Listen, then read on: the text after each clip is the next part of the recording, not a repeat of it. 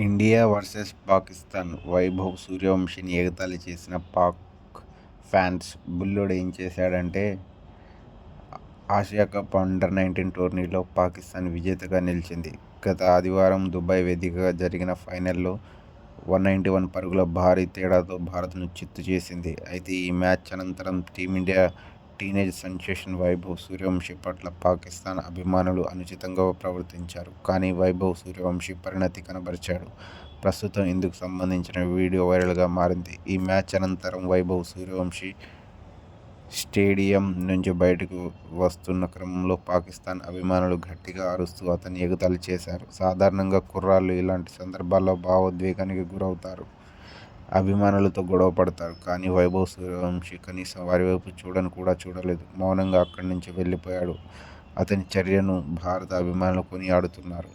ఈ మ్యాచ్లో పాకిస్తాన్ బౌలర్ అలీ రజాతో వైభవ్ సూర్యవంశి గొడవ పడ్డాడు.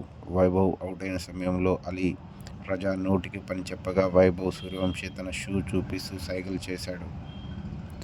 ఈ ఘటనపై వివాదం చెలరేగింది. ఫైనల్లో భారత్ ఓడినప్పటికీ ఈ టోర్నీ ఆసాంతం ఆకట్టుకుంది. వైభవ్ సూర్యవంశి 5 ఇన్నింగ్స్ల్లో 182 స్ట్రైక్ రేట్తో మొత్తం 261 పరుగులు చేశాడు.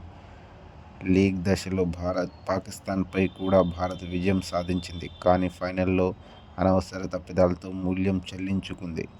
ఈ మ్యాచ్లో ముందుగా బ్యాటింగ్ చేసిన పాకిస్తాన్ అండర్-19 టీం 50 ఓవర్లలో 347 పరుగుల భారీ